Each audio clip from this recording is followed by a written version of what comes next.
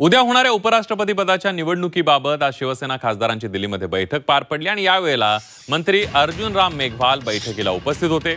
नवीन खासदारांना मतदानात चूक होऊ नये यासाठी मार्गदर्शन करण्यात आलं।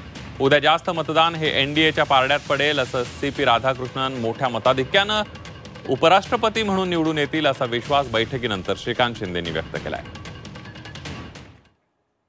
उद्या होणाऱ्या उपराष्ट्रपतींची जी निवडणूक आहे त्या निवडणुकीसंदर्भात आज सर्व शिवसेनेच्या खासदारांची लोकसभा आणि राज्यसभा खासदारांची बैठक पार पडली आणि आज या बैठकीला अर्जुनराम मेघवाल मंत्री हे देखील उपस्थित होते। उद्याच्या निवडणुकीमध्ये कशा प्रकारे मतदान करायचं आहे, कारण की त्याच्यामध्ये प्रिफरन्शियल वोट असतं। ते प्रिफरन्शियल वोट कुठेही जे आहे ते चुका होता कामा नये, कशा प्रकारे वोटिंग प्रोसिजर असणार आहे, कारण की काही सदस्य जे आहेत हे नवीन आहेत।